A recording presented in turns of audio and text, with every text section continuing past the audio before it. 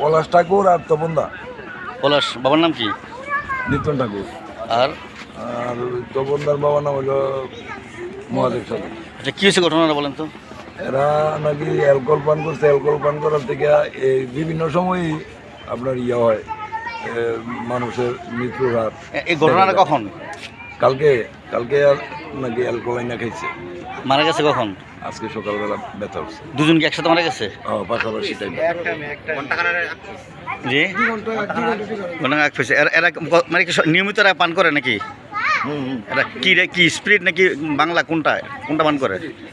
হ্যাঁ, স্পিরিট খাইছে। ওই কি জানি আনন্দ ফার্মেসি আর হইলো আনন্দ ফার্মেসি আর হইলো যে দয়াল ফার্মেসি, এই দুটো ফার্মেসিতে নিয়মিত বিক্রি করে। সবসময় এরা বিক্রি করে একটা নিয়মিত প্রতিদিন পাইবেন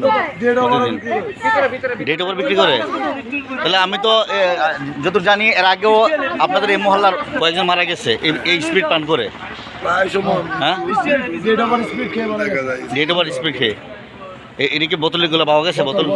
বোতলে পাওয়া গেছে না, বোতল কিন্তু স্পিড খেয়েছে সত্যি। দর্শক, আমরা এখন আছি কুমিল্লা জেলার মুরাদনগর উপজেলার রামচন্দ্রপুর মহাশ্মশান। এই শ্মশানে এখন এই দুটি লাশ পড়ে আছে। একটি হচ্ছে পলাশের লাশ আর একটি হচ্ছে তপনের লাশ। এই পলাশ আসলে আমাদের সমবয়সী, এই ছোটোর সময় একসাথে অনেক খেলাধুলা করতাম, অনেক আড্ডা করতাম। এই পলাশ একটা অনেক সুন্দর একটি ছেলে ছিল। ওরা মাদকের নেশায় আসক্ত হয়ে ধীরে ধীরে আজকে মৃত্যুর কোলে ঢলে পড়লো। যতটুকু জানলাম, তার পরিবার যেটা জানালো যে এই দুজন স্পিড নেশাগ্রস্ত, যে নেশা হয় স্পিড, এই স্পিড পান করেছে গতকালকে স্পিড পান করে দুজন অসুস্থ হয় এবং দুজন আজকে মারা যায়। এই রামচন্দ্রপুরে আমি প্রায় সময় বলে থাকি, এই রামচন্দ্রপুরে মাদকের মানে থাবা এত ভয়াবহ যেটা ভাষায় প্রকাশ করার মতো নয়। আমাদের হিন্দু পাড়ায় এই পর্যন্ত একাধিক ব্যক্তি মারা গেছে শুধু এই যেটাকে বলা হয় স্পিড খেয়ে। আজ পর্যন্ত এই বিষয়টা নিয়ে কোনো প্রকার মামলা হয়নি, অভিযোগ হয়নি এবং কোনো প্রকার কোনো অভিযান হয়নি। আমি প্রশাসনকে অনুরোধ করব যে এই রামচন্দ্রপুরে এই পর্যন্ত একাধিক ব্যক্তি মারা গেছে আগেও, আজকে দুজন। এই দুজন বিষাক্ত, এই যে অনেকেই বলেছেন যে মেদহীন স্পিড খেয়ে তাদের মৃত্যু হয়েছে। আমরা রামচন্দ্রপুরে যারা আছেন, বিশেষ করে যারা সমাজ পরিচালনা করেন, এই সবগুলাই মানে নষ্ট। এরা ভালো কাজে কাউকে সহযোগিতা করবে না। যারা নেশাগ্রস্ত, যারা মাদক বিক্রি করে তাদেরকে এরা সহযোগিতা করবে। আপনার মেম্বার বলেন, চেয়ারম্যান বলেন, আর যত এই আপনার মোড়ল বলেন, এই সবগুলো হচ্ছে মাদক জুয়া, এদের নিয়ন্ত্রণে চলে রামচন্দ্রপুরে। এই রামচন্দ্রপুরটা খুব দ্রুতই ধ্বংস হয়ে যাওয়ার পথে।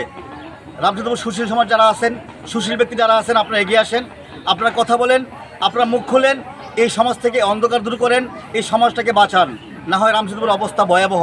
মাদকের প্রতিটি স্পটে মাদক পাওয়া যায় সহজে। এই মাদকের বিরুদ্ধে পুলিশের যে অভিযান, তাও একদম মানে অল্প, এবং এই অল্প অভিযানের পরেও পুলিশ যাদের গ্রেফতার করে দ্রুত তারা বের হয়ে আসে এবং তারা আগের মতো আবার তাদের অপকর্ম চালিয়ে যায়।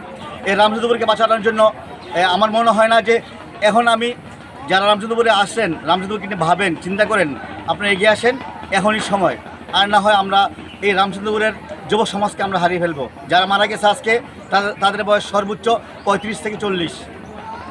এই বয়সে ওরা এই নেশা পান করে ওরা মৃত্যুর কোলে ঢলে পড়ল। আশা করি প্রশাসন এটা নিয়ে কাজ করবেন এবং যারা এই অবৈধ ব্যবসা করতেছেন তাদের বিরুদ্ধে ব্যবস্থা নেবেন।